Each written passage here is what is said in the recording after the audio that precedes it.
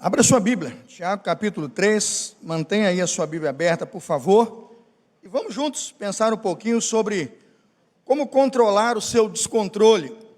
Eu não sei se você já teve reações assim, das quais você teve que se arrepender, mas não é fácil, não é? Quando a ira toma o ser humano, quando o descontrole toma o ser humano, é difícil. Não sei quem jogou futebol aqui, não é? Mas no futebol é muito comum ver o irado aparecer, não é? Tem gente, não é, Mário? Não é, né? Que saudade de vocês, estou com um convidado aqui de Atibaia também, né?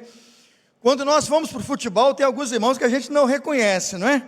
Na igreja é bom dia, boa tarde, meu irmão, minha irmã, e quando a bola está no pé dele, meus irmãos, parece que o diabo está em campo, né?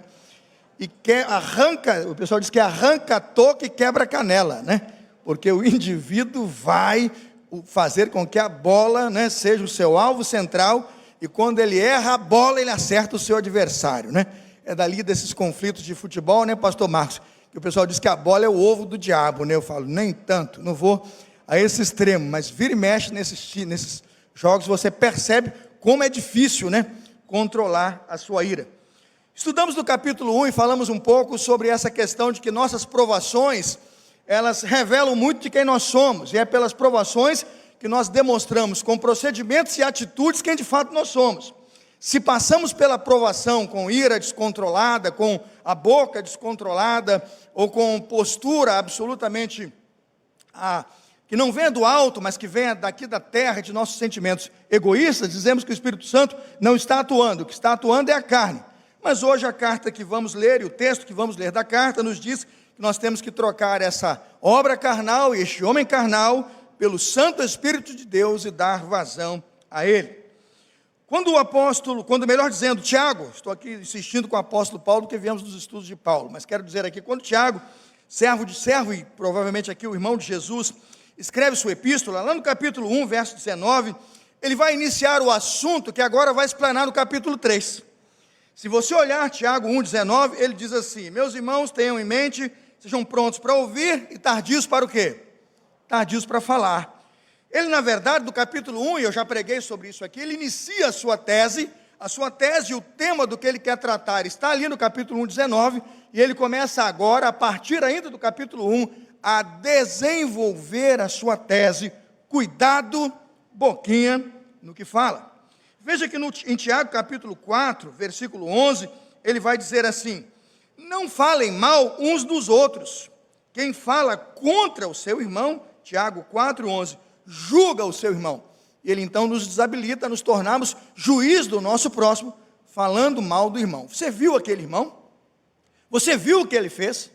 Você viu o que ele fez não é correto, como se o que você faz fosse, e você começa a ser alguém acima do seu irmão, melhor do que o seu irmão, e se torna na relação dos atos e procedimentos do seu irmão, o juiz, quando o único juiz entre mim e o seu irmão é o nosso Deus, e o único juiz dos procedimentos é a palavra de Deus, a Escritura é a regra sobre nós, amém, irmãos?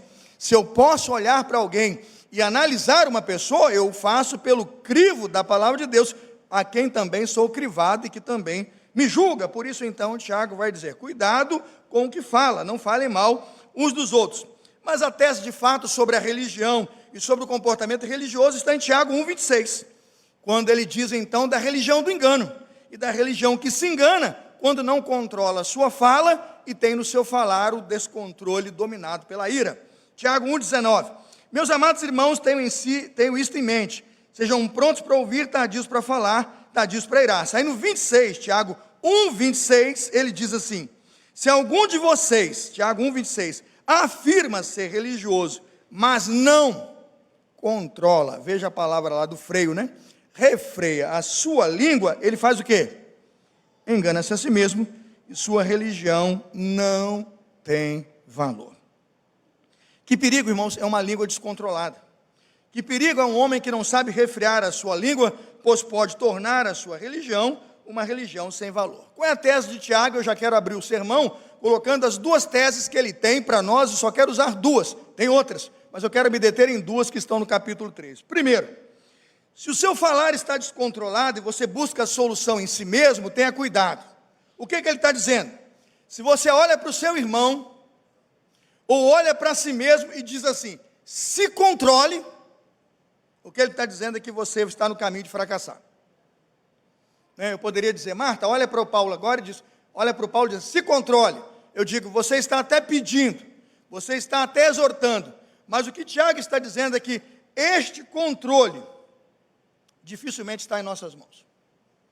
Depois da queda, pelos pecados que nós nos envolvemos, pela natureza pecaminosa que herdamos, e porque todos pecaram e destituídos estão da glória de Deus, por tudo aquilo que está dentro de nós, o texto vai dizer, eu vou explicar isso daqui a pouco, avareza, cobiça, não é? Egoísmo, arrogância, e tudo que está dentro de nós, quando nós tentamos pelo nosso esforço, controlar e dominar a nossa ira e a nossa língua, o que o texto está dizendo é, eu vou fracassar.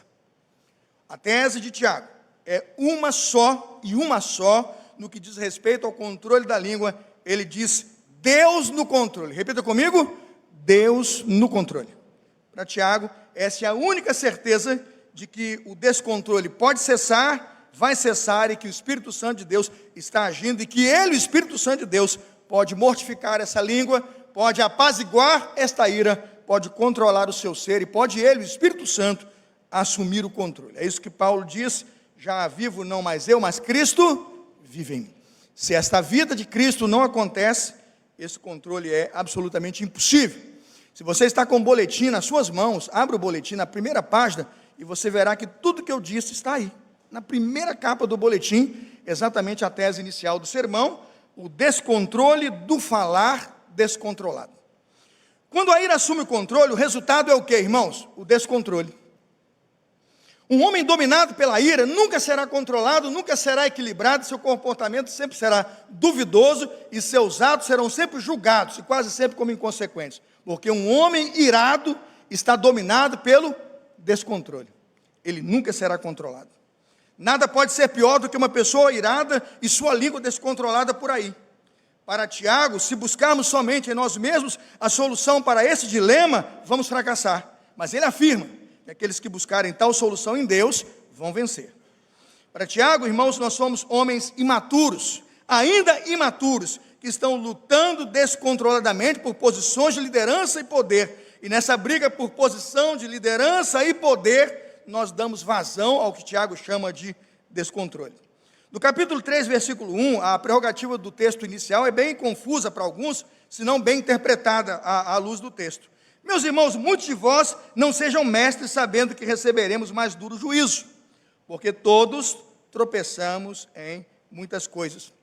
O que tem a ver a ideia de ser mestre com a ideia de que vamos receber maior juízo e a ideia de que ele afirma de que todos tropeçamos em alguma coisa.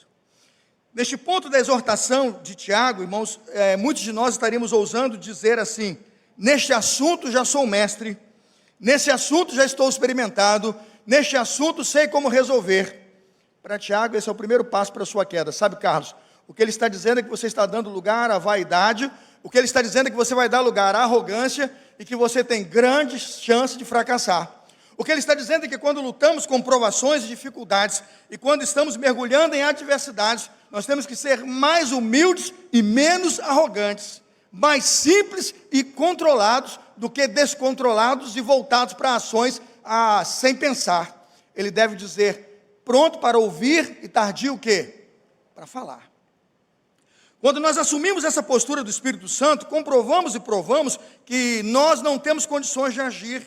É a tese dele no capítulo 1 de Tiago, quando ele diz, se alguém tem falta de sabedoria, faça o quê? Peça a Deus, que a todos o quê? O que é este argumento? Se alguém tem falta de sabedoria, peça a Deus. É dizer para Deus, eu não tenho condições de resolver. É dizer para Deus, eu não sou sábio a ponto de resolver. Não está em mim sabedoria suficiente para resolver. Se alguém tem falta de sabedoria, peça a Deus.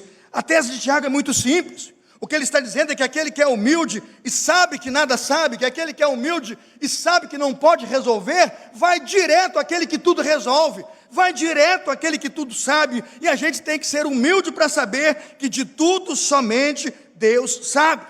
O apelo de Tiago é para ninguém sair por aí batendo no peito e dizendo, eu sou mestre nisso, deixa comigo, eu sou o Zico da aprovação, mato no peito e mando para o gol. Cuidado, né? Eu já vi Zico perder muito gol, né?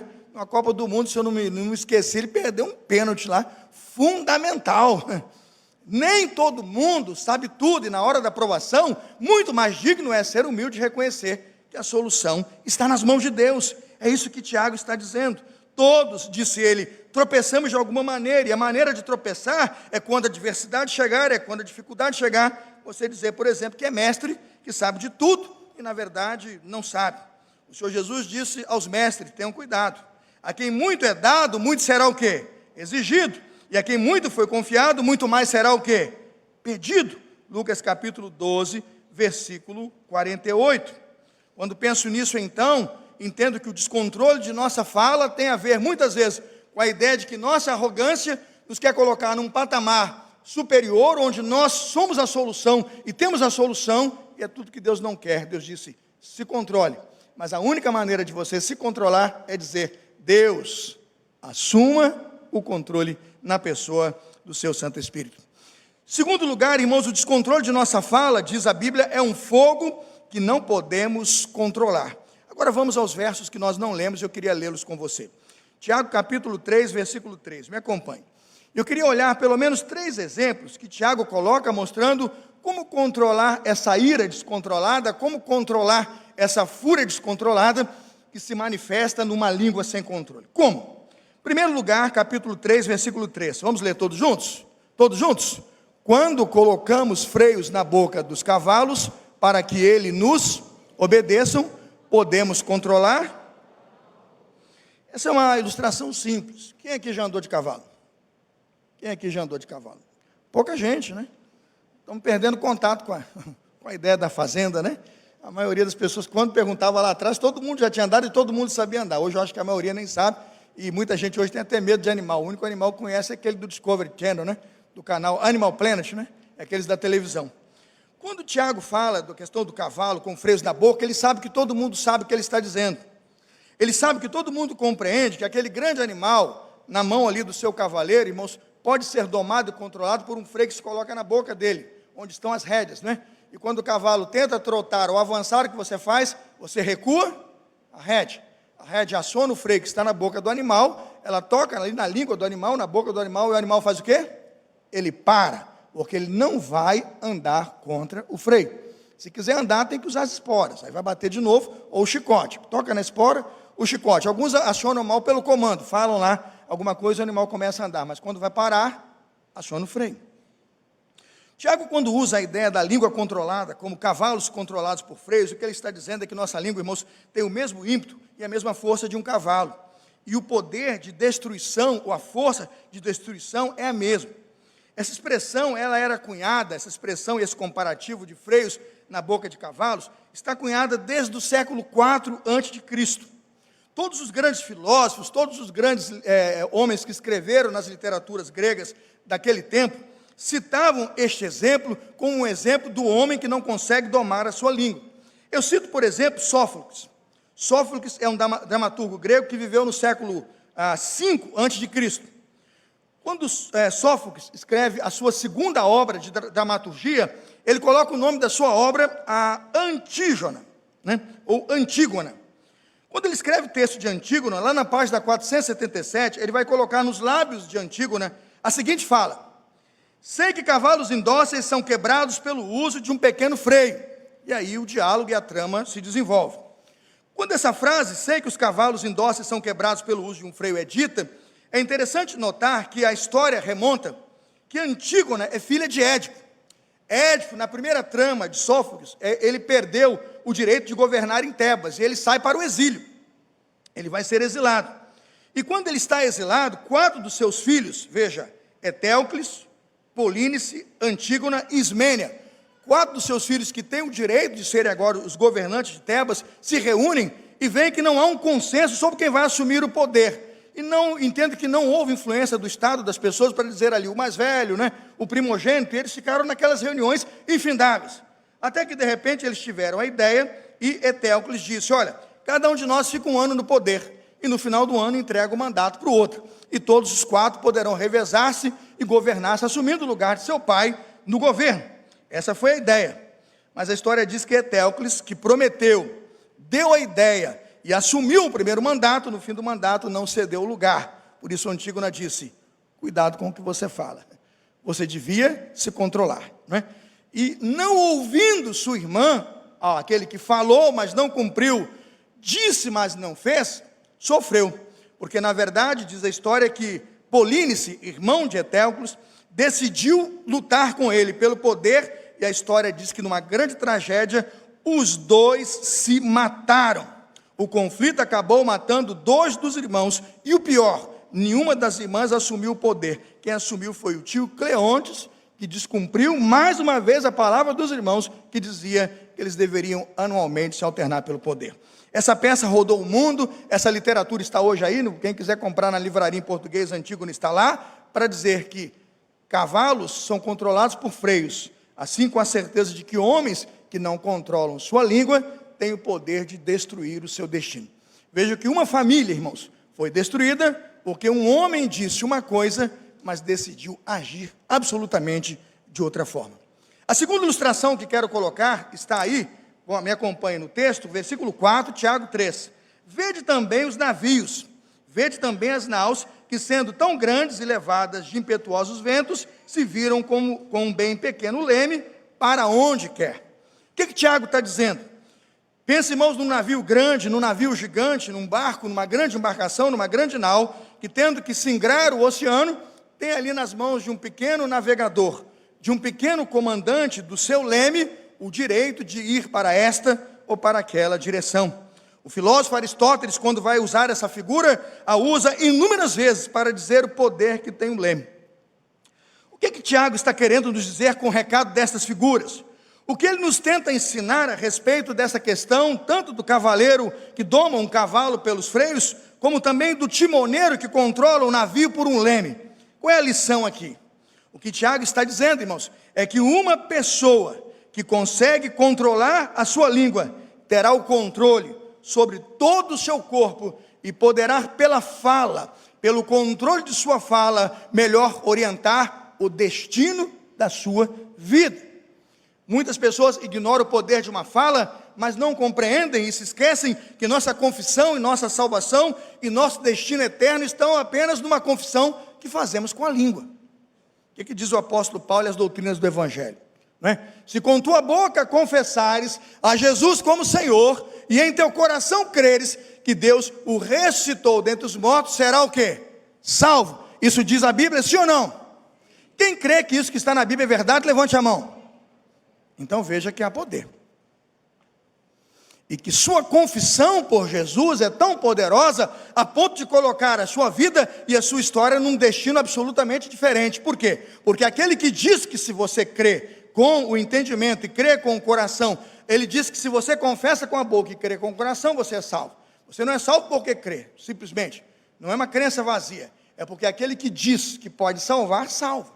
Então veja, quando você aponta com os seus lábios, faz sua mente compreender aquilo que é uma confissão legítima de fé, o seu destino é mudado. Pense quando você coloca sua mente descontrolada a serviço de ensinos terríveis e de crenças que não são as crenças de Deus.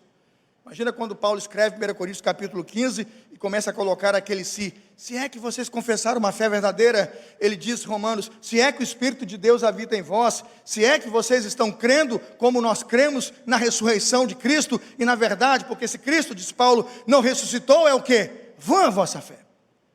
Quantas de nossas crenças estão nas nossas falas demonstradas, e são crenças absolutamente inúteis. O que Tiago está dizendo, irmãos, é que assim como um freio pode controlar um cavalo e um leme, um pequeno leme, controla um navio. Ele está dizendo que o cavaleiro de nossas vidas tem que ser o Espírito Santo de Deus.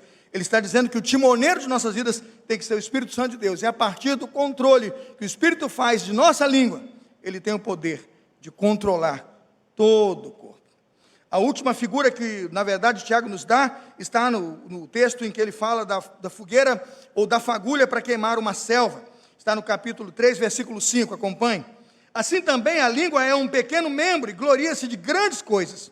Vede quão grande bosque um pequeno fogo incendeia. Quantos de nós não temos mais a dimensão do poder da língua e não entendemos o poder devorador e devastador que a sua língua ou a sua fala tem quando é usado debaixo da ira, irmãos, ou com palavras pecaminosas? Provérbios 16, 27 é provavelmente um dos textos que inspira Tiago a escrever aqui, diz assim, Provérbios 16, 27, O homem sem caráter maquina o mal, suas palavras são um fogo devorador. Suas palavras são um fogo devorador. Eu não tenho dúvidas que Tiago conhecia bem as palavras do sábio Salomão, a comparar a nossa língua como uma faísca, uma fagulha que tem o poder de incendiar um bosque inteiro. Quando na verdade somos chamados a controlar a nossa língua, capítulo 3, versículo 6, o texto diz, capítulo 3, versículo 6, a língua é um fogo como mundo de iniquidade. A língua está posta entre os nossos membros. Veja Tiago 3,6. Contamina todo o corpo e inflama o curso da natureza e é inflamada pelo inferno. Comparo isso com Tiago 1,27, quando o próprio Tiago vai dizer que a religião pura, imaculada, pura para com Deus, é visitar os órfãos e as viúvas nas suas tribulações e guardar-se, veja, incontaminado. É a tese de Tiago do capítulo 1. Tiago sabe, irmãos, que toda a nossa contaminação religiosa está numa religião que fala o que não vive, que professa o que não crê, que expressa com palavras aquilo que não acredita, mas não para viver os princípios da fé. Tiago está dizendo que isto, Tiago 1,27, é o que contamina o homem. Ele está dizendo que se queremos viver uma religião incontaminada, temos que praticar aquilo que dizemos. E se o Evangelho diz para cuidar das viúvas, ele diz, então cuide. Se o Evangelho diz para assistir os órfãos, ele diz, então cuide, porque o que o Evangelho diz é para viver, não somente para falar, é para fazer. Quantas vezes contaminamos a nossa fé e a nossa crença, absolutamente separando a nossa vida, de conduta, de saber, da nossa prática e de nosso cotidiano. É isso que abala, irmãos, e estraga a nossa fé. É isso que Tiago chama de religião vazia. Em terceiro lugar, ele revela também o descontrole de nossa língua e o descontrole de nossa ira, mostrando que isto revela o que chamamos de nossa incoerência inata. Coerência inata, aquilo que nasceu conosco e precisa sair de nós. Eu vou explicar no segundo ponto. Veja o versículo 9. Com a língua bendizemos ao Senhor e Pai, e com ela amaldiçoamos os homens feitos à semelhança de Deus. Tiago 3,9. Veja o 10. Da mesma boca procedem bênção e maldição. Meus irmãos, diz a Bíblia, não pode ser assim. Sabe, Edson e Selma, quantas vezes nós somos incoerentes? Quantas vezes nós somos incoerentes, Eu já vi muita gente incoerente, irmãos, que muda de postura, é inconstante e dobre no mesmo segundo que fala. A pessoa está na frente dele, ele diz assim, meu irmão, que legal, que bênção e tal. O irmão sai, esse sujeito vive no meu pé, me atrapalhando, sujeito para me incomodar. Eu digo, como é que pode? A mesma língua que professou naquele momento uma palavra de bênção e disse a paz do Senhor, eu te amo, meu irmão, com o amor de Jesus, imediatamente aquele irmão vira as costas. Ele começa para dentro, muitas vezes introspectivo, a murmurar e a falar mal, Já fez isso? O pessoal faz muito isso quando tem visita, Quando tem visita. A visita chega, é uma bênção, não é assim? Que saudade! E tal, e que saudade, que abraça, que vai, que vem, que vai. Aí quando começa a passar, esse cara não vai embora não? Eu já dei a Coca-Cola, já dei a torta, já dei o bolo, Não estou dando indireta para o vizinho da Né e do Mário, não, veio a brincadeira aqui. Mas tem isso, não tem? Vocês é que estão lá, trouxeram para poder pagar as coisas, já estou percebendo. Foi uma troca. Aí vai aquela pessoa e não quer ir embora, e quando ela sai, você fala assim, graças a Deus, O que esse indivíduo atrapalhou o meu dia? Você ora, abençoa, e ora o quê? Amaldiçoa. Tiago está dizendo, irmãos, que esse tipo de palavra nada acrescenta à nossa fé e só mostra como o nosso descontrole no dominar as nossas posturas, irmãos, servem para amaldiçoar a nós mesmos e amaldiçoar e nunca bem dizer o nosso irmão. A proposta de Tiago, irmãos, é que precisamos vencer aquilo que está inato, aquilo que está dentro de nós. Ele diz, por que nós fazemos isso? Porque há algo errado dentro de nós. Por que nós fazemos isso? Porque há algo errado em quem nós somos. Nós precisamos ser transformados pelo Espírito. No versículo 11 ele disse, acaso pode ser água doce de água amarga? Ele disse, versículo 12, 3:12, pode uma figueira produzir azeitonas ou uma videira produzir figos? Ele disse de outra forma, pode água salgada não produzir, pode água salgada, a água salgada, diz ele, não pode produzir água doce. Aí ele chama o cristão à responsabilidade. Você é sábio?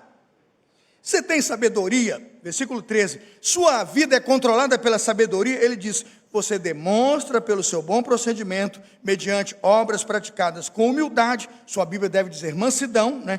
Mansidão de sabedoria. Você vai mostrar que essas obras com mansidão de sabedoria, elas dão depoimento contra a ira descontrolada. Por quê? Um crente não manifesta ira descontrolada. Tiago 3,13. Ele pratica com mansidão e humildade obras de sabedoria. E a principal delas é frutificar a mansidão. Quando o mundo está desabando, irmãos, o que ele está dizendo é que um crente consegue frutificar mansidão. Quando comparamos esses textos, irmãos, entendemos então o que significa a fé que é resoluta e a fé que é doble ou dividida. Dá uma olhada para mim, Tiago capítulo 1, versículo 7, veja que ele vai traduzir a tese de lá aqui. Tiago, capítulo 1, versículo 7 e 8. Veja o que ele diz assim. Tiago 1, 7 e 8. Não pense tal homem que receberá do Senhor coisa alguma. O homem de ânimo dobre é inconstante em todos o quê? Os seus caminhos. O que ele está dizendo aqui, né? A gente é como um oceano. Imagina se você se comporta como um oceano e você pede a Deus como se fosse o mar. Ele diz, a onda do mar vai e vem, vai e vem, vai e vem. Ela nunca fica e ela não se afirma, ela vai e vem. Ele chama isso de dobre. Quando ele diz que um homem se comporta ao pedir as coisas a Deus e ao manifestar a sabedoria de Deus como alguém que vai e vem, ele diz, homem assim não receberá de Deus o quê? Coisa alguma. Quando lemos então o texto, entendemos o que significa ser um homem dobre. Dê uma olhada exatamente no capítulo 3, versículo 9. Ele coloca o que é um homem dobre, né? Bem dizer com a boca, amaldiçoar os homens. Veja o versículo 10, né? Proceder com bênção e maldição. Percebe o Marine voltando? Você consegue perceber que ora está num comportamento, ora está no outro? Ele coloca, de alguma forma, ele deita assim, o manancial pode soltar água doce e margosa, dobre. Duas posturas. Ele disse, pode figueira produzir azeitona ou videira figos? Dobre. O que ele está dizendo ao aplicar o capítulo 3 é que no capítulo 1 você queria pedir sabedoria. Que no capítulo 1 você clamou a Deus para ser um sábio. Você pediu a Deus para crescer em maturidade. Foi o primeiro sermão. Eu quero ser maduro, Senhor. Ele disse, nunca será, se você for duvidoso. Nunca será, se você não é resoluto. Nunca será, se você abençoa e maldiz. Se você é água doce e salgada, se você quer proferir bênção e maldição, se você é figueira e se comporta como videira, se você é videira e se comporta como figueira. Isso é impossível, irmãos. Essa palavra ociosa, essa língua solta, esse comportamento duvidoso, não são honrados no Evangelho de Deus. Mateus capítulo 12, verso 36, diz assim, mas eu vos digo que toda palavra ociosa, frívola, que os homens disserem, hão de dar conta no dia do juízo, porque por tuas palavras serás o quê? Justificado, e por tuas palavras serás o quê? Condenado. Mateus capítulo 12, versos 36 e 37. Qual é a tese então que aplico aos irmãos nessa manhã? A língua solta e sem freios, irmãos, escancara em sua natureza contraditória que sua fé não tem foco, é o que Paulo chama de fé fingida. Que sua fé não é estável, ela é doble, instável. Na verdade, ela é a razão de uma religião tão sem poder. Por isso Tiago diz, pedis e não recebeis, porque pedis mal. Entende o que é isto? Sua língua não consegue professar um pedido decente, porque sua fé não é resoluta, porque sua postura é inconstante, sua fé não crê naquilo que você lê, sua fé não pratica aquilo que você diz, a sua religião é um engodo, a sua religião é um engano. Pede, pede, pede, nada recebe. Sua religião, disse Tiago, é impura e contaminada.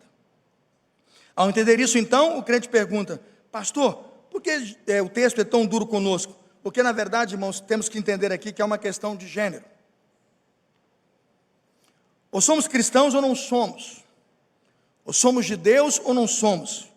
E as nossas obras afirmam quem nós somos. Meus irmãos, pode uma figueira produzir azeitonas ou uma videira figos?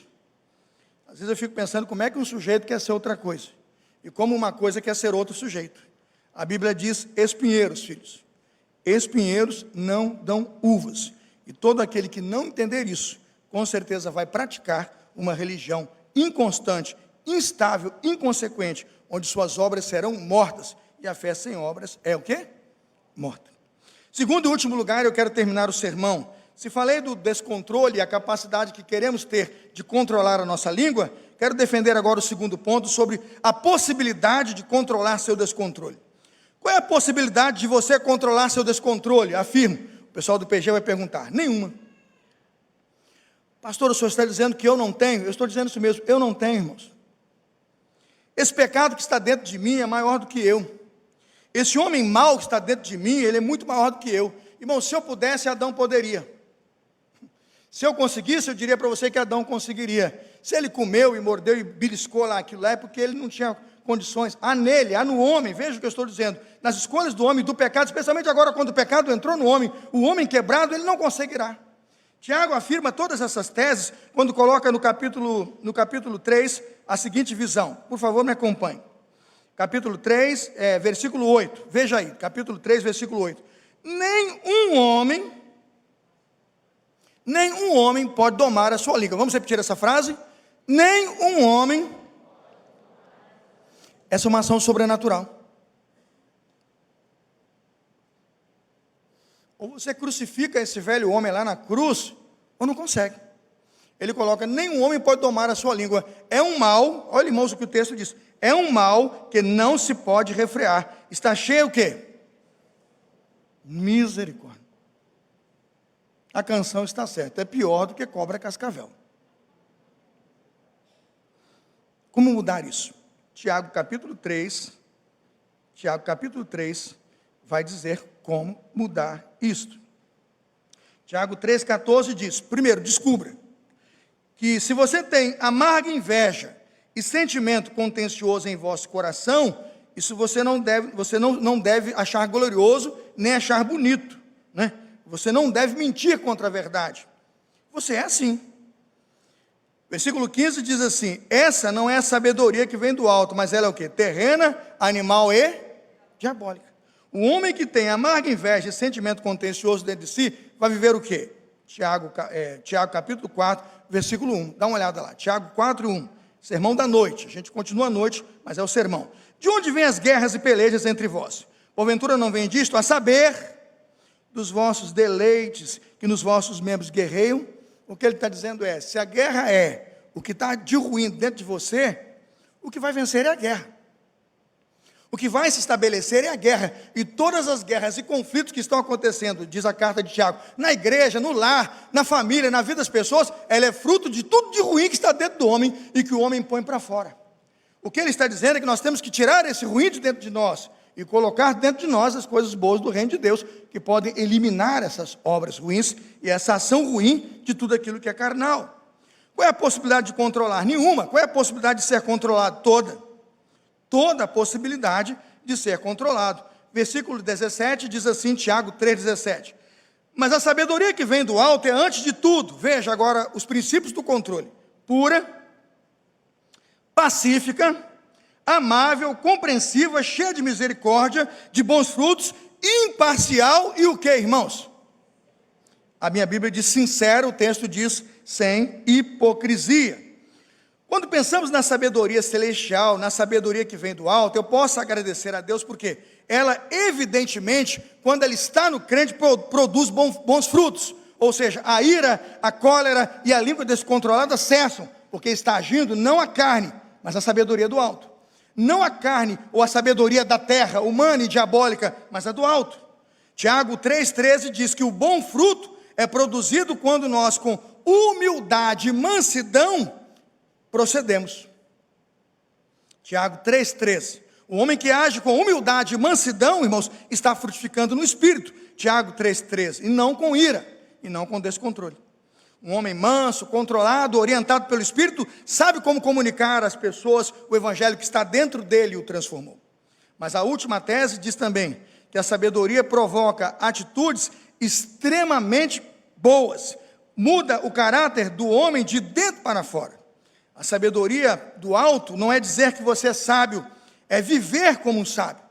Dizer que você é sábio não é sabedoria, é na verdade distorcer a sabedoria, é o que Tiago chama de diabólico, enganoso, uma trama do inferno. A sabedoria não está no homem, não está em nós, ela está em Deus. E o versículo 17 diz, onde ela se apresenta?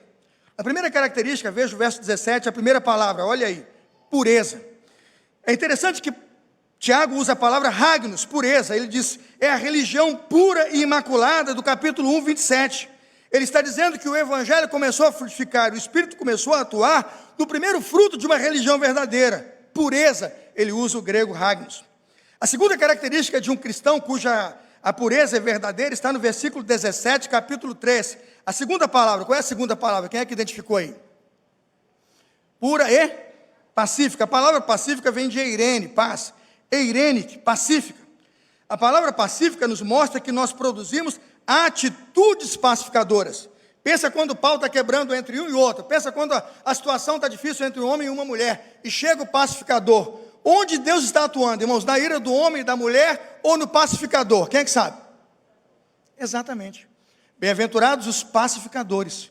Quando entendemos que o fruto da pacificação se levanta em qualquer conflito, entendemos que no pacificador está começando a se expressar a vontade de Deus. A terceira palavra, vamos lá, quem identifica a terceira palavra? Qual é? Moderada, é eipiex, palavra grega, difícil, né? Eipiex, a palavra moderada, para a tradução que você tem nas mãos, é ao mesmo tempo manso, brando, amável e indulgente. Pense em alguém disposto a sofrer pelo irmão, moderado. Pense em alguém manso quando tudo está descontrolado, moderado. Pensa no indivíduo gritando, falando alto, e no outro brando. Em quem o reino de Deus está se manifestando? No que vai frutificar no Espírito, epieix. A sabedoria que vem de Deus, ela tem como som, ela tem como ação, moderação. A terceira palavra, irmãos, a quarta palavra, quem achou? Tratável. A palavra mais antiga, tratável. Na versão nova, compreensiva. Quando recebemos a palavra eupeites, do grego tratar, do grego compreender, a ideia é submeter-se. É quando o indivíduo está submisso e submerso, submetido e imerso na vontade de Deus. Ele vai compreender e vai entender não só a vontade de Deus, mas o que a outra pessoa está passando. Isto vai gerar nele o que chamamos a próxima consequência do fruto e da ação do Espírito e da sabedoria de Deus em nós. A palavra é eleus. Qual é a palavra próxima aí? Eleus. Cheio de misericórdia. Quanta gente que não tem misericórdia, que no necessitado passa de largo, que aquele que pede pão dá pedra, que aquele que pede ajuda entrega uma cobra ou uma serpente, ainda diz assim, isso é culpa sua, vai trabalhar, sujeito. Quanta gente amaldiçoando as pessoas, não compreendendo, por falta de misericórdia, a realidade que nós vivemos, de pecado, de dor, e que as pessoas estão mergulhadas. Falta compaixão em nossa sociedade. O fruto da sabedoria é compaixão. Precisamos produzir frutos sensíveis de compaixão.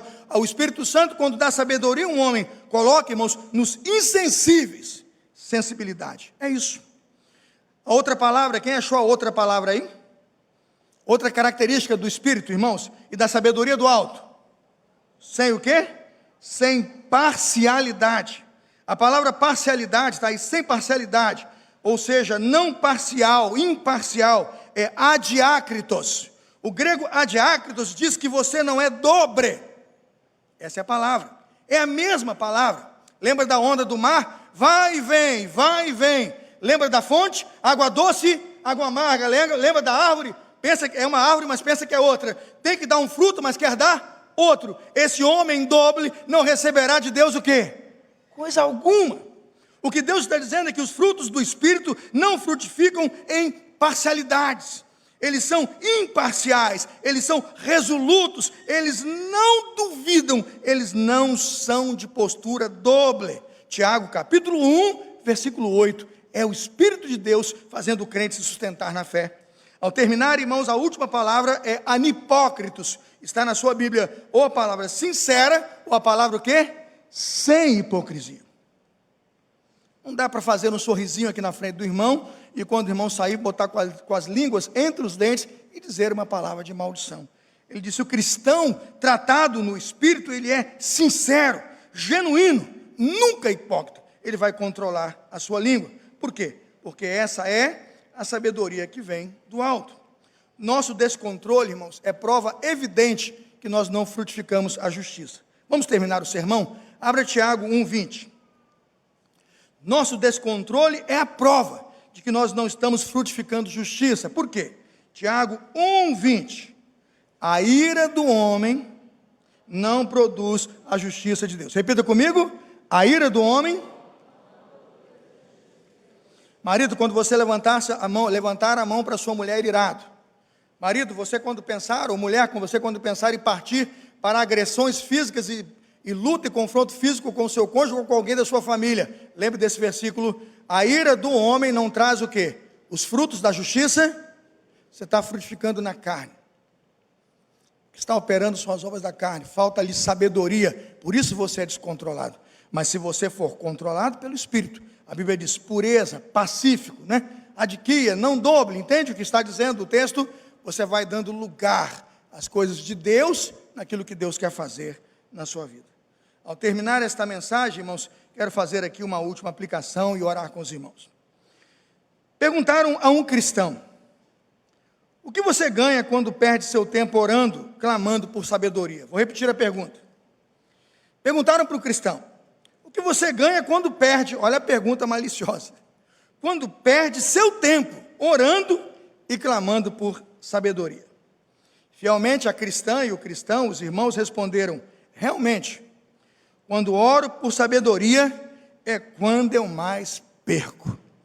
Imagine o ímpio todo satisfeito agora, reconhecendo que o cristão, dizendo que orar é perda de tempo. Coitado do ímpio, ele não sabia o que estava por vir. O sábio que disse que ora, e perde muito quando ora por sabedoria, respondeu aquele ímpio que dizia que orar é perder tempo. Ele disse: meu amigo, quando oro, eu perco o orgulho. Quando oro, perdi o orgulho e a arrogância. E obviamente que elas abriram espaço para a minha humildade. Quando oro, perdi a cobiça. Perdi a cobiça, a ganância, e imediatamente passei a dar lugar à saciedade. Quando oro, meu amigo, é quando mais perco. Quando oro por sabedoria, perdi a minha cólera, a raiva foi embora. Abri espaço para a temperança e para o domínio próprio. Meu amigo, quando oro é quando mais perco. Perdi a luxúria que cedeu à pureza. Perdi o desespero, deu lugar à esperança. Perdi a impaciência, ela deu lugar à tolerância. Perdi o desânimo, me sinto animado, sinto vigor espiritual. Perdi o prazer de mentir, de falar mentiras. Hoje me alegro na verdade, nada mais do que a verdade. Orar é quando mais perco. Perdi o prazer de pecar. Cedi lugar à santidade e à alegria da salvação. Hoje, quando olharem para mim, verão um cristão que perdeu muito tempo orando por sabedoria, mas ganhou a única coisa que precisa para viver: sabedoria, onde eu posso frutificar pureza, santidade, controle, língua sábia, palavras controladas e dominadas pelo Santo Espírito de Deus, sinceridade e tudo aquilo que o Espírito Santo deseja nos dar para nos capacitar para o ministério do testemunho e da salvação de todo aquele que precisa crer em Jesus. Quem crê nisso, diga amém. Fecha teus olhos, vamos orar. Em nome de Jesus, vamos orar. Quantos irmãos gostariam de perder algum tempo aqui orando comigo agora? Quantos irmãos gostariam de perder algum tempo aqui orando e pedindo a Deus sabedoria? E ao perder um tempo aqui orando, gastar esse tempo comigo orando, dizer: Senhor, eu quero tirar a cobiça e a arrogância e abrir espaço para a humildade. Senhor, eu quero deixar a ganância e dar vazão à saciedade. Senhor, eu quero entregar a minha cólera, a minha raiva. E tem muita gente com raiva das pessoas, do irmão e de outras pessoas, não só aqui na igreja como aí fora, e precisam dar vazão à temperança e ao domínio próprio. Jogar fora, irmãos, e jogar no lixo a luxúria, e ceder à pureza e à santidade de Deus. Abrir mão do desespero, da desesperança que está na sua casa, no seu coração, achando que o desemprego é a última chance, a última porta, que não tem solução. Se ajoelhar comigo e dizer: Senhor, eu confio na esperança, a esperança que o Senhor nunca deixará morrer. Quantos querem hoje abrir mão da impaciência e dar lugar à tolerância? No primeiro vento, na primeira tempestade, dão lugar a grosserias, gritarias. Quantos gostariam de abrir mão do desânimo e ceder agora ao vigor espiritual? Quantos gostariam de jogar fora a mentira e tantas mentiras que tem contado para si e para sua família? E pedir a Deus: Senhor, a verdade, nada mais que a verdade.